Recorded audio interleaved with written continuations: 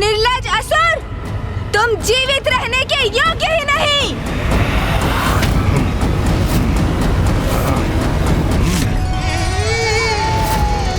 हे ब्रह्मदेव, माता, मैं आप दोनों की पूजा से अत्यंत प्रसन्न हुआ। आप दोनों ने अपनी भक्ति के उदाहरण से ये स्थापित कर दिया कि यदि व्यक्ति का उद्देश्य पवित्र हो, उसका हृदय निर्मल हो, तो फिर कोई भी बुरी शक्ति उसके लक्ष्य प्राप्ति में बाधा नहीं बन सकती, क्योंकि जिनके विचार शुद्ध हैं, निर्मल हैं, भगवान भी उन्हीं का साथ देने के लिए प्रेरित होते हैं। आप दोनों की भक्ति से प्रसन्न होकर मैं आप दोनों को संपन्नता का आशीष देता हूँ।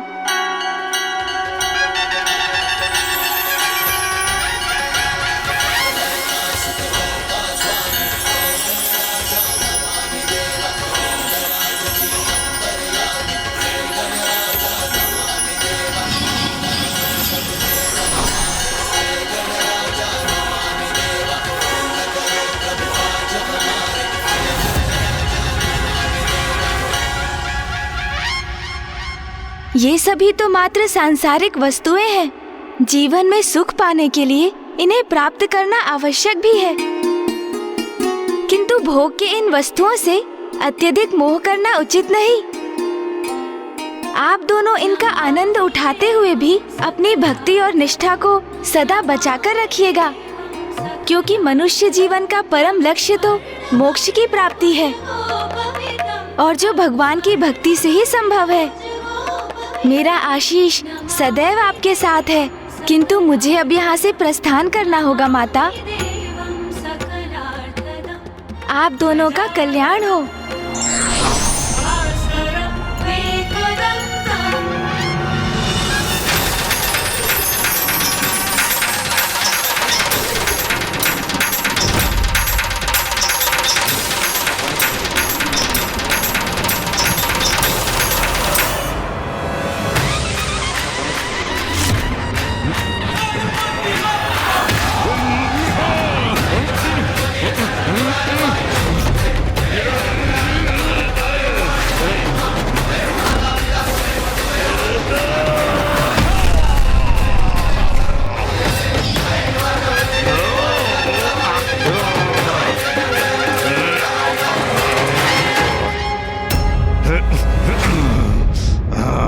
भगवान के लिए उसका भक्ति ही सर्वोच्च है। दुर्बुद्धि,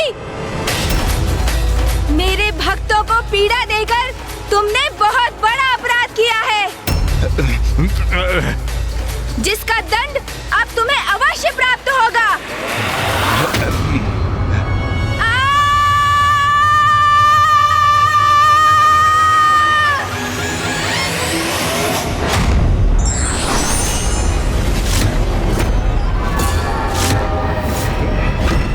नहीं, नहीं, नहीं।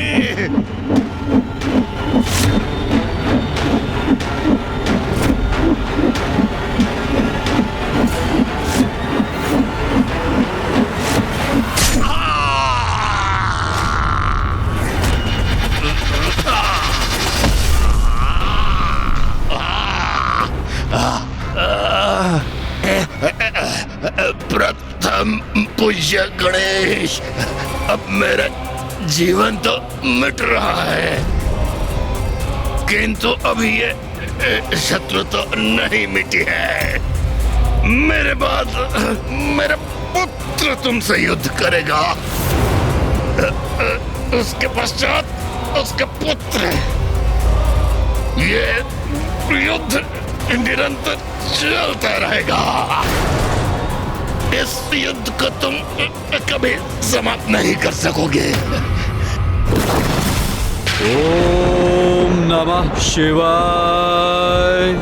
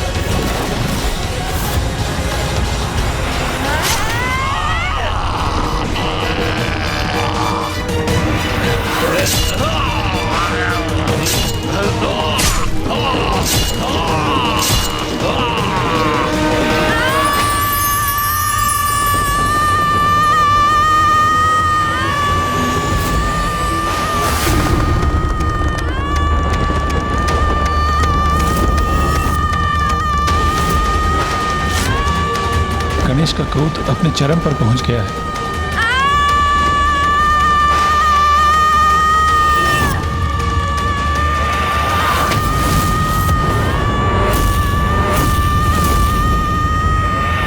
गणेश जी का क्रोध तो गर्जना के रूप में चारों दिशाओं में ध्वनित हो रहा है।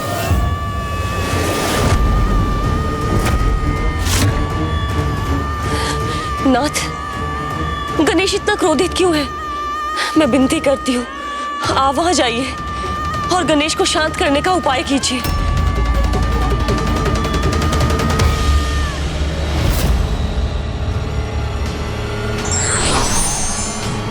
इतना क्रोध मुझे कैसे आ गया और क्यों?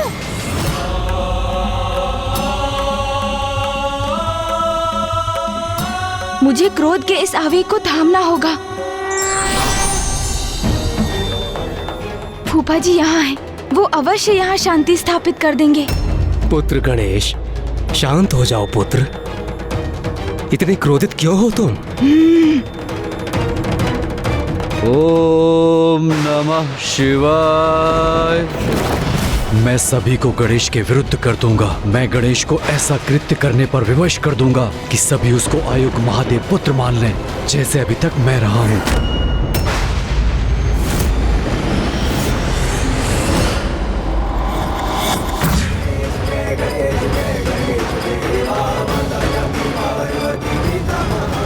प्रतीत होता है फूफा जी की बातों का प्रभाव मेरे दूसरे प्रतिरूप योद्धा गणेश पर हो रहा है। वो शांत होता दिख रहा है। पुत्र गणेश, इतना दुस्साहस कि कोई मेरा सामना करे, मेरे समक्ष आकर मुझे टोके, इसका दंड अवश्य मिलेगा आपको।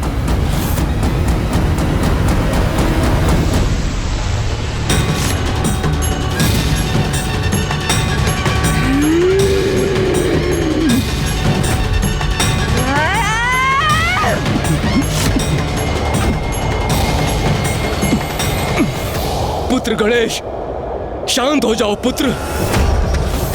अपनी श्वास से मेरा खिंचाव बंद करो।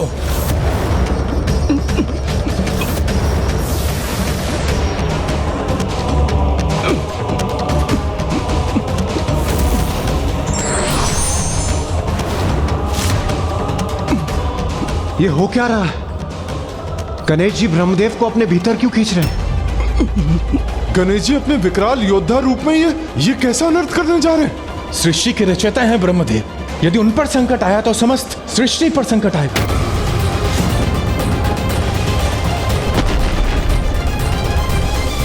पुत्र गणेश, ये क्या कर रहे हो तुम? आपने मुझे टोका क्यों? क्यों टोका आपने मुझे? ये गणेश जी ब्रह्मदेव के प्रति इतने कठोर क्यों हो रहे हैं? ये कैसा क्रोधावेश है उनका? ये क्या कर रहे हैं गणेश जी? गणेश ने तो जैसे निश्चय कर लिया है, वो शांत नहीं होगा। मेरा क्रोध अभी शांत नहीं होने वाला।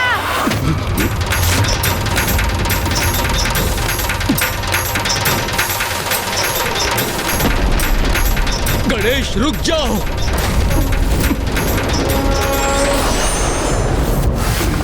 पुत्र गणेश, ब्रह्मदेव को मुक्त कर दीजिए, अन्यथा अनर्थ हो जाएगा। नहीं करूंगा, कदापि नहीं करूंगा।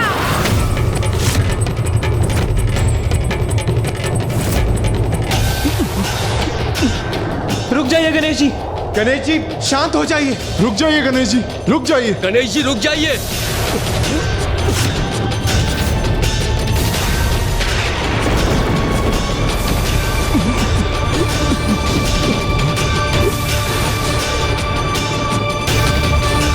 यदि गणेश की सूंड ने मुझे अपने भीतर खींच लिया तो मैं इस अनंत अंधकार में समाहित हो जाऊंगा।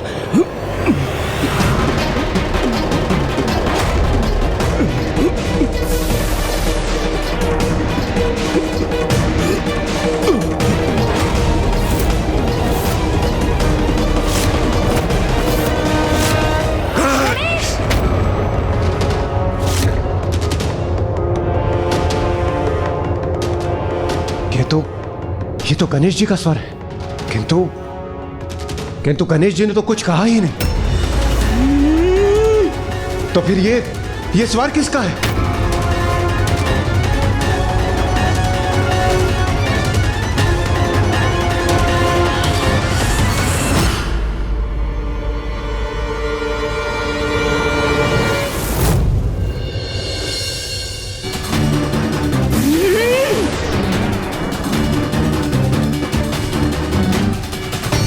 एक और गणेश जी? यहाँ दो दो गणेश जी कैसे उपस्थित हैं? ये कैसे संभव है?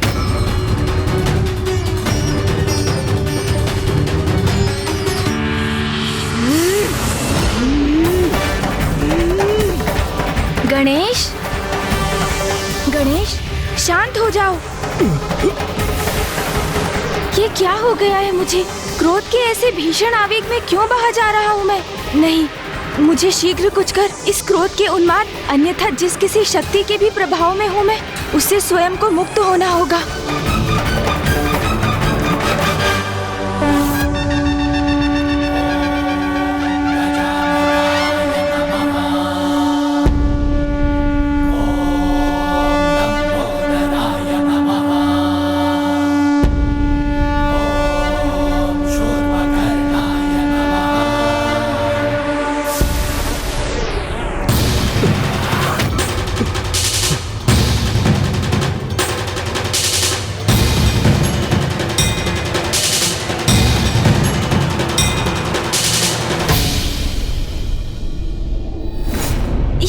ये कैसा अनर्थ करने जा रहा था मैं?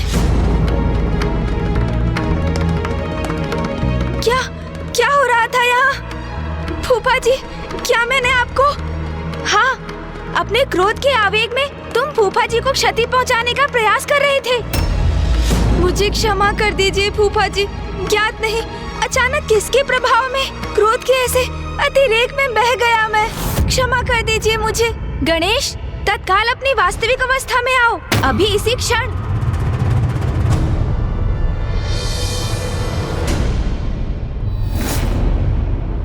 गणेश जी, आप दो रूप में प्रकट हो गए, और क्यों? सूर्यदेव, मेरे भक्तों ने मेरी पूजा का संकल्प किया था, किंतु असुर दुर्बुद्धि उनके संकल्प में विघ्न उत्पन्न कर रहा था, तो मैं वहीं अपने भक्तों के साथ रुक गया, जिससे वो निर्विघ्न अपनी पूजा संपन्न कर सके। किंतु मेरा विकराल योद्धा स्वरूप इस संकट को मिटाने के लिए, दुर्बुद्धि का अंत करने के लिए यहाँ प्रस्तुत हुआ।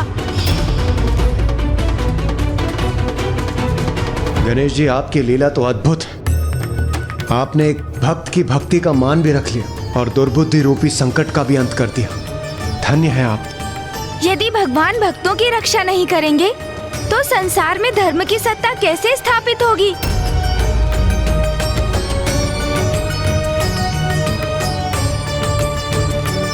गणेश जी, अब जब दुर्बुद्धि का अंत हो ही चुका है तो आप दोनों पुनः एक ही कर क्यों नहीं हो जाते? वायुदेव, ऐसा संभव नहीं, क्योंकि एक समस्या है।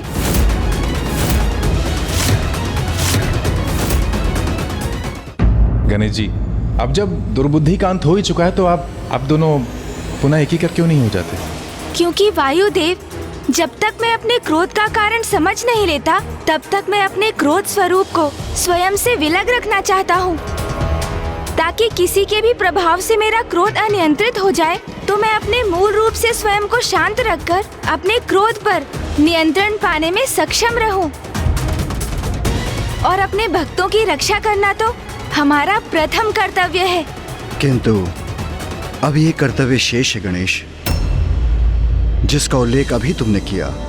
तुम्हारे भीतर अचानक उत्पन्न होने वाले क्रोध का स्रोत शीघ्र ज्ञात करना भी अति आवश्यक है। पिताश्री, आप इसकी चिंता मत कीजिए, ये तो मैं स्वयं करने जा रहा था। उचित है पुत्र, आत्मचिंतन से ही अपने कार्यों का उचित मूल्यांकन करने में सक्षम होते हैं। अपनी भूलों को समझकर अपने दोषों का निवारण करने के लिए प्रेरित होते हैं। इसलिए मैं तुम्हें आत्मचिंतन के लिए एकांत में छोड़ता हूँ। फूफा जी, मुझे अपने कृत्य के लिए ग्लानि कम होगी यदि? पुत्र, तुम्हें ग्लानि करने की कोई आवश्यकता नहीं है, मैं तुम्हें क्षमा कर चुका हूँ। फूफा जी, वास्तविकता में मेरा अनुरोध तो ये था कि आप माँ से इस विषय में कुछ ना कहें, अन्यथा वो मुझे कहीं मेरे प्रिय भोजन मोदक से वंचित ही ना कर दे।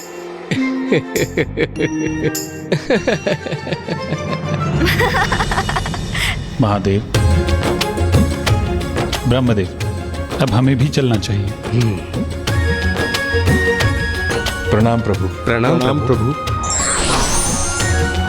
गणेश जी, अब हमें भी प्रस्थान करने की अनुमति दीजिए। प्रणाम प्रणाम। गणेश, ये क्या कर रहे थे तुम?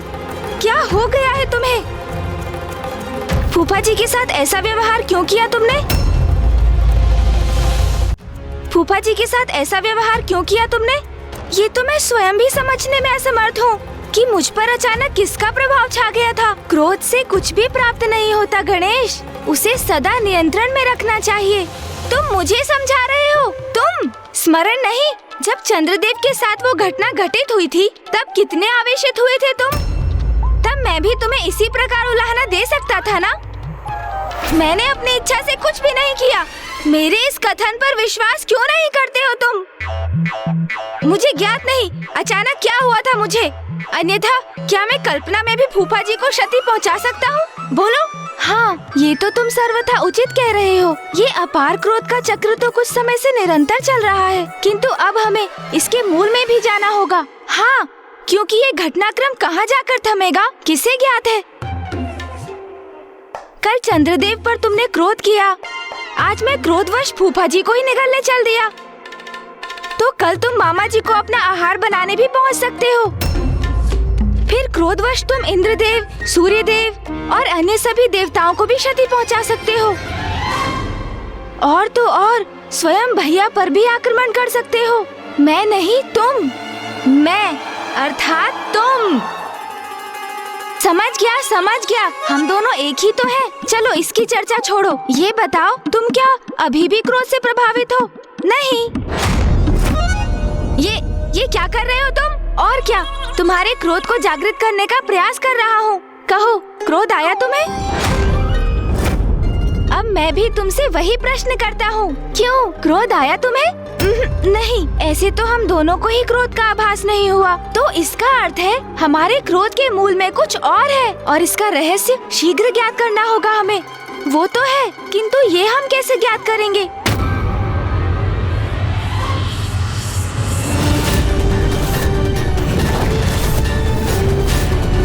वास्तविकता में उनके दो ही पुत्र हैं, कुमार कार्तिकेय जी और प्रथम पूज्य गणेश जी, जिनके जन्म दिवस का उत्सव यहाँ आज कैलाश में मनाया जा रहा है।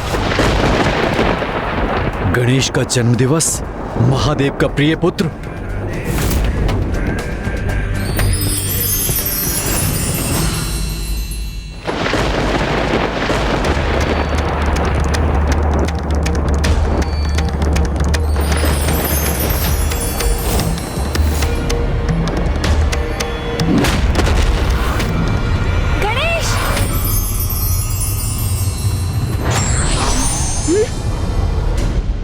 मुझे पूछ रहे थे ना, क्रोध का आभास हुआ क्या? तो हाँ, अब हुआ मुझे अत्यंत क्रोध का आभास, अत्यंत क्रोध का। गणेश को पुनः क्या हो गया है? ये ऐसा व्यवहार क्यों कर रहा है? ओह, तो क्रोध का स्रोत ये लाल धूम्र है।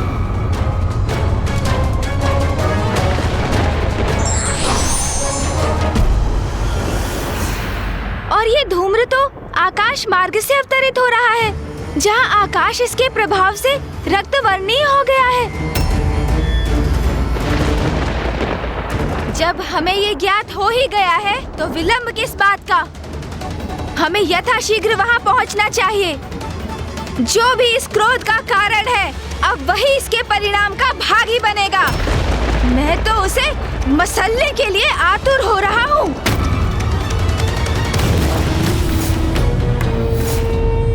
क्या है वो गणेश? उसका सामर्थ्य क्या है? प्रथम पूज्य की उपाधि प्राप्त की है उसने, क्योंकि महादेव का पुत्र है वो। यही है उसके प्रति सभी के स्नेह का कारण।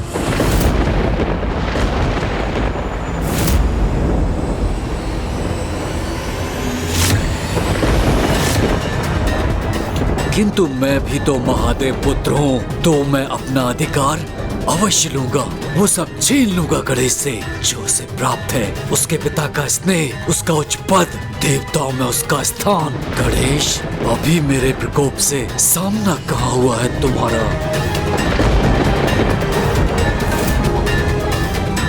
ये जिसका भी दुष्कृत्य है उसे अब उचित दंड दूंगा मैं। जो भी इस क्रोध का कारण है अब वही इसके परिणाम का भागी बनेगा।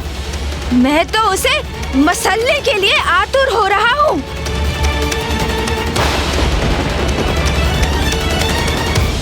किंतु वो स्थान तो बहुत दूर प्रतीत हो रहा है। समय से मैंने एक टोकरी मोदक तक नहीं चखे। ऐसे में वहाँ जाऊंगा कैसे? मूषक जी को बुलाता हूँ। मूषक जी, मूषक जी, ये जिसका भी दुष्कृत्य है उसे अब उचित दंड दूंगा मैं। प्रभु, प्रभु, मैं आ गया प्रभु। प्रभु, अंततः बुला ही लिया आपने मुझे। मैंने नहीं बुलाया, किसी को नहीं बुलाया मैंने। नहीं बुलाया? अर्थात प्रभु, अभी तो आपका स्वर सुना मैंने। कैलाश में इतना सुंदर दिवस था आज। मैं भोजन से तृप्त होकर उपवन में विश्राम कर रहा था प्रभु। आकाश में मेघों की सुंदर आकृतियां देखकर प्रकृति का आनंद लेते हुए मैं बस निद्रा में खोने ही वाला था और तभी आपके स्वर मेरे कानों में गूंजा। मूषक जी, मूषक जी। मैंने कहा ना, मैंने किसी को नहीं बुलाया। बुरा मत मानिएगा, किंतु इन दिनों आपको क्रोध बहुत आ रहा है प्रभु। मूषक जी, एक और प्रभु। प्रभु, मूषक जी, आप यहाँ क्या कर रहे हैं? कितने समय से पुकार रहा हूँ मैं आपको। आप मेरे मार्ग से हटने का कष्ट करेंगे?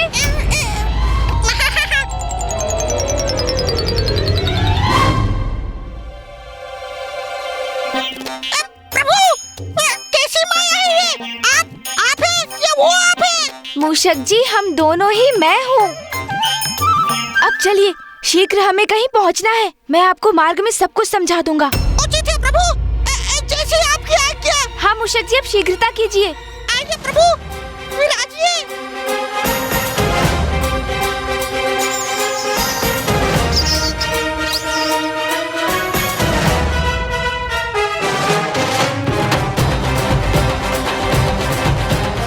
अब मैं ऊपर जाकर देखता हूँ।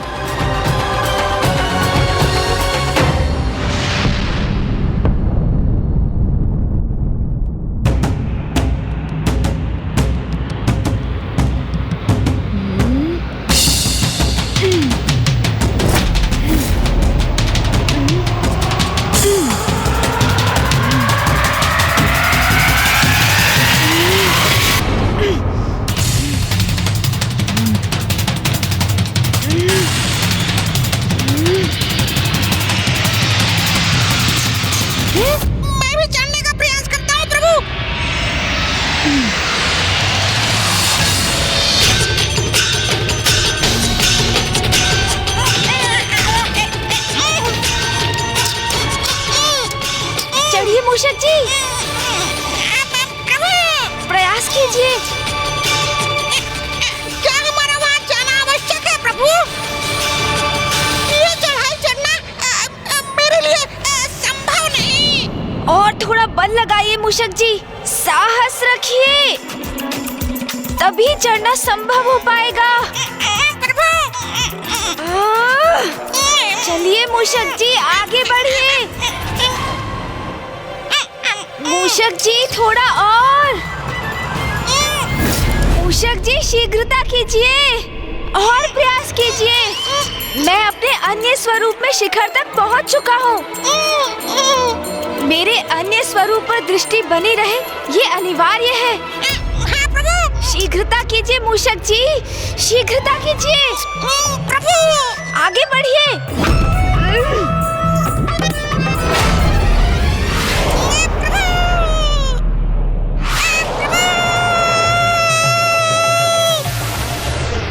अरे मूषक जी, क्षमा कीजिए प्रभु, मैं क्षमा मांगता हूँ। मूषक जी, आप आहत तो नहीं हुए ना?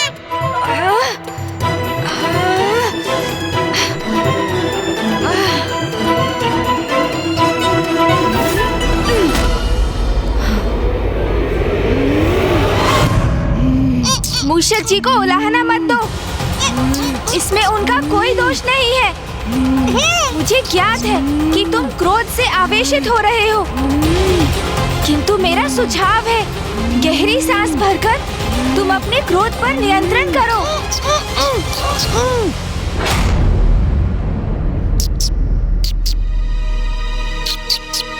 स्मरण रखना, हम तुम्हारे क्रोध से उस स्रोत तक पहुंचना चाहते हैं। इस क्रोध को स्वयं पर हावी मत होने दो, क्योंकि ये क्रोध तुम्हारा मूल स्वभाव नहीं है।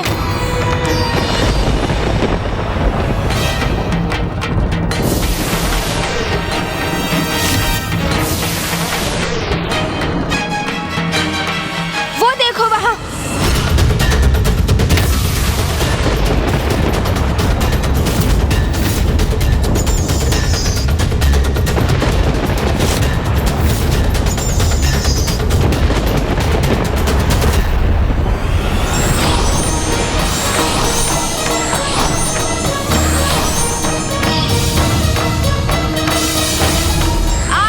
मनोहर रूप पर जिसकी भी दृष्टि पड़ेगी चंद्रदेव, वो कलंकित हो जाएगा।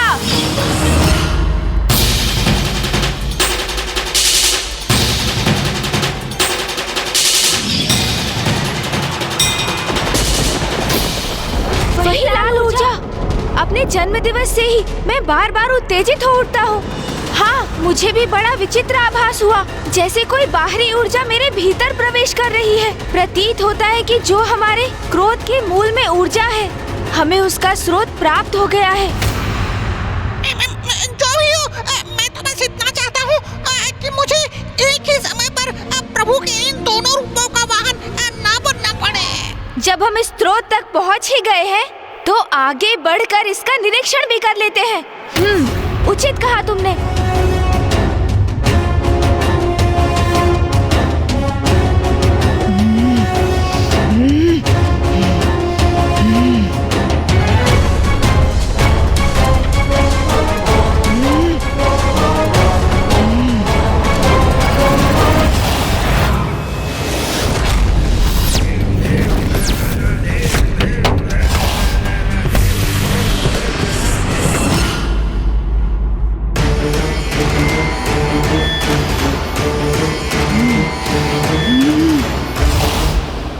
मुझे अपने क्रोध को नियंत्रण में रखना ही होगा।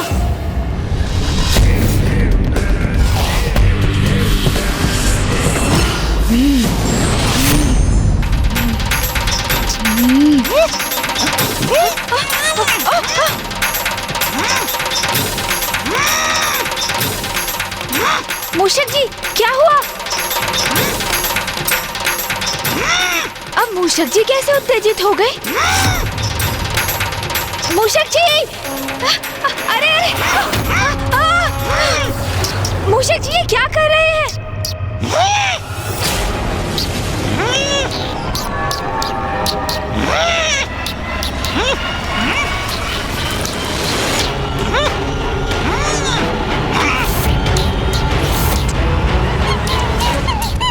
मूषक जी, प्रतीत होता है आप भी किसी के प्रभाव में आकर अपना मूल स्वभाव खो बैठे हैं। इस खरे को क्षति मत पहुंचाइए मूषक जी, जाने दीजिए इसे। मूषक जी, यदि आपने इस निरीह प्राणी को तनिक भी क्षति पहुंचाई, तो आप अपने संपूर्ण जीवन में स्वयं को क्षमा नहीं कर पाएंगे। इसलिए अपने नेत्र बंद कीजिए, गहरी श्वास लेकर अपने क्रोध को शांत कीजिए और जाने दीजिए इस वंचर खरे को।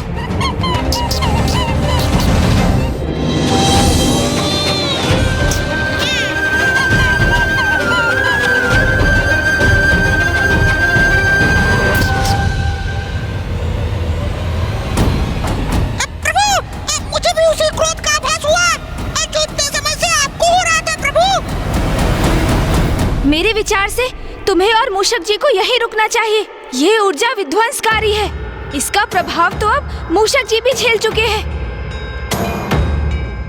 यदि तुम सब और आगे बढ़े तो कदाचित इस ऊर्जा के प्रभाव से प्रभावित होकर कुछ अनिष्ट भी कर सकते हो।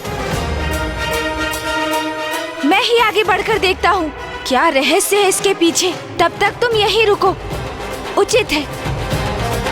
तब तक मैं और मूषक जी वहाँ से निगरानी रखेंगे।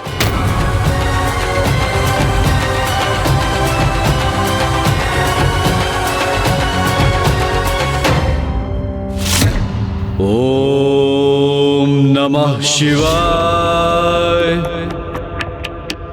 ओम नमः शिवाय। ओम नमः शिवाय। ओम नमः शिवाय। ओम नमः शिवाय। ओम नमः शिवाय। ओम नमः शिवाय। ओम नमः शिवाय।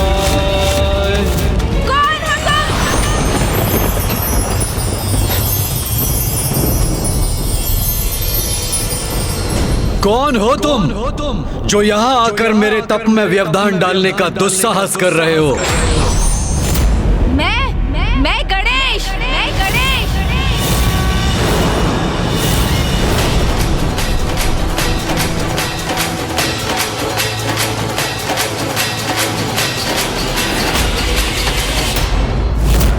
वास्तविकता में उनके दो ही पुत्र हैं, कुमार कार्तिकेय जी और प्रथम पूज्य गणेश जी।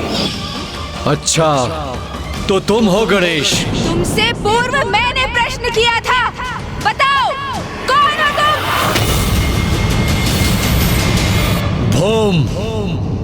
भोम हूं मैं।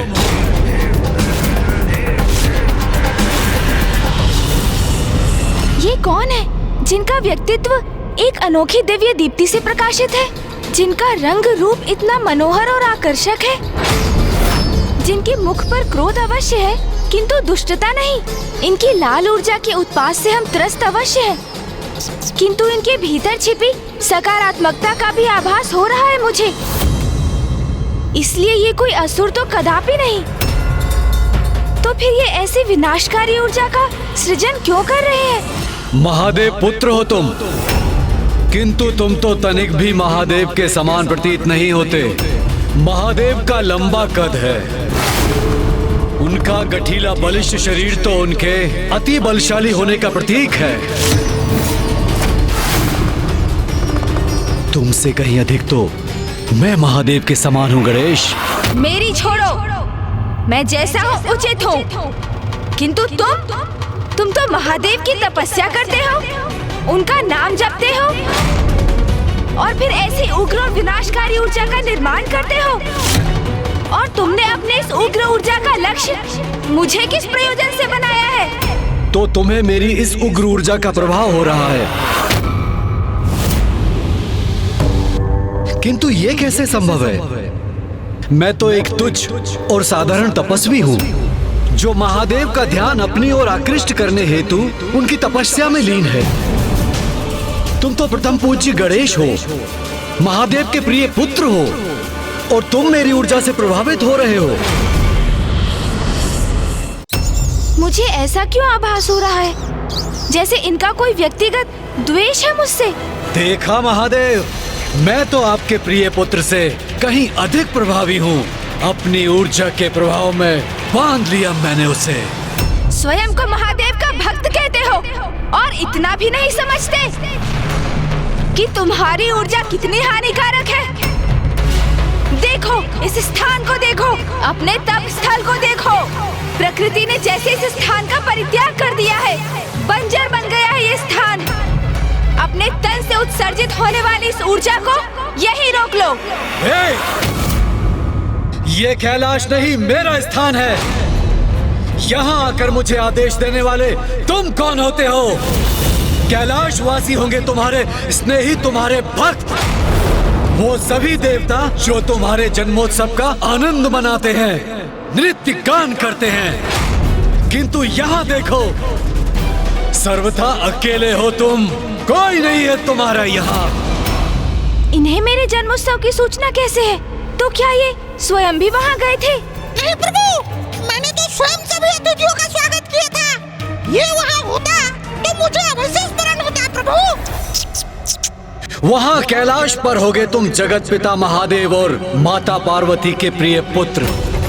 और हाँ, अपने भ्राता देव सेनापति का भी साथ प्राप्त होगा तुम्हें। किंतु यहाँ तुम मात्र और मात्र गणेश हो। किया होगा तुमने बड़े बड़े असुरों का संहार। और हाँ, अपनी चतुराई से सर्वाधिक बुद्धिमान असुरों को भी अपनी बुद्धि से पराजित किया होगा तुमने।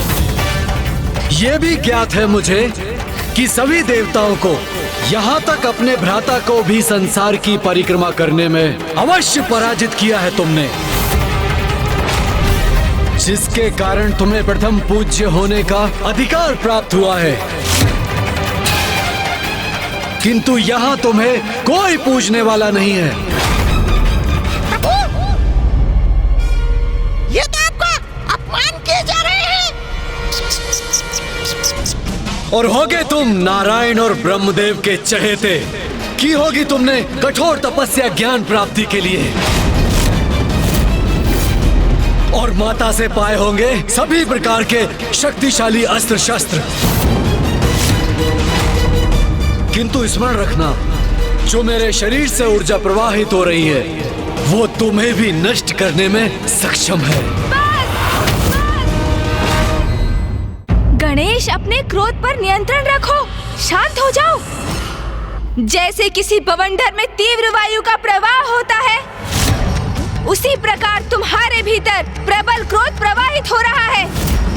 ये तो ज्ञात हो गया था मुझे, किंतु अब मुझे तुम्हारे भीतर अंतहीन ईर्ष्या का भी आभास हो रहा है। ईर्ष्या? क्या प्रभु?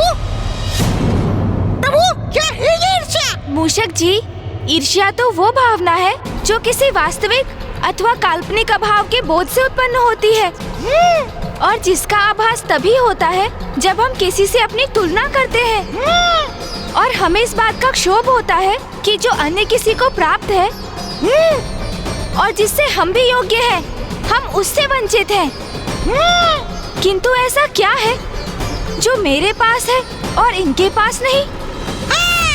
प्रभु, मुझे ज्ञात है आपके सूड। क्या मूषक जी? प्रभु, ईर्ष्या का तो कोई भी कारण हो सकता है ना। अब देखिए, आपके पास सूड है, उसके पास नहीं। और ये भी संभव है कि आपके बड़े बड़े लटके कान, उन्हें देखकर इसके भीतर ये भावना उमड़ती हो। ओहो, अब समझा प्रभु। कदाचित मेरे ही कारण ये सब हो रहा है। उसे इस बात की ईर्ष्या है कि मैं आपके साथ हूँ प्रभु, उसके साथ नहीं। ओहो, कितना मूर्ख है वो। मैं अभी जाकर उसे सब स्पष्ट कर देता हूँ प्रभु, समझा देता हूँ उसे। सावधान मूषक जी, उनके पास 4 हाथ हैं और वे एक अत्यंत प्रवीण योद्धा भी प्रतीत होते हैं। किंतु मेरे प्रति इतने ईर्ष्यालु क्यों है ये भौम? कौन है ये और क्या है इनका वास्तविक परिचय? मुझे तो ऐसा प्रतीत हो रहा है कि ये कोई सदात्मा ही है जिसे उनकी ईर्ष्या ने भटका दिया है। कदाचित ये ज्ञात करने के लिए मुझे ही वहाँ जाना होगा, और इससे भी अधिक ये ज्ञात करने कि वो मुझसे इतना क्रोधित क्यों है। प्रभु, मैं तुम्हें एक अंतिम चेतावनी दे रहा हूँ। रोक दो इस ऊर्जा को, अन्यथा क्या करोगे तुम? मेरे बारे में इतना सब कुछ ज्ञात होने पर भी ये प्रश्न तो मुझसे पूछ रहे हो। मेरे सभी प्रश्नों के उत्तर इस पुरुष की पहचान से ही उजागर हो सकते हैं कि कौन है ये।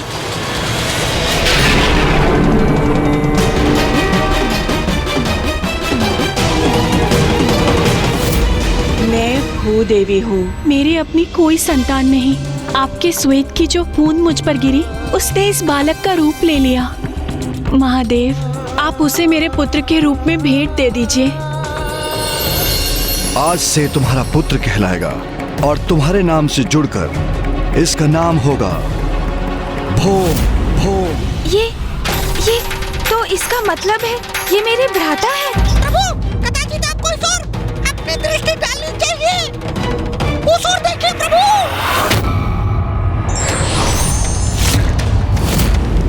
बस इतना ही?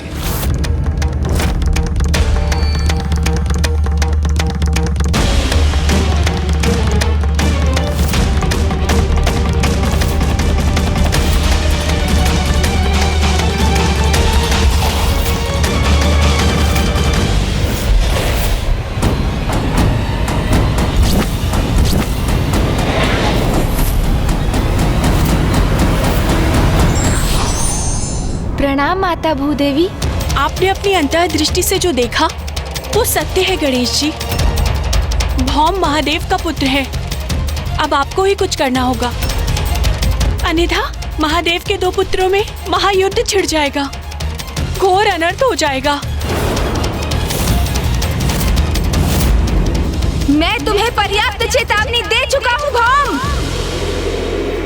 किंतु अब मैं सृष्टि को तुम्हारी उग्र ऊर्जा के प्रकोप से रक्षित करूंगा। तुम्हारा ये अहंकार, ये विश्वास कि तुम मुझे पराजित कर सकते हो, हास्यास्पद है। तुम रोकोगे मुझे? तुम्हें कदाचित तनिक भी भान नहीं कि मैं कौन हूं। अब मैं अपने वार से तुम्हें उचित परिचय दूंगा। संभाल सको तो संभालो मेरा वार।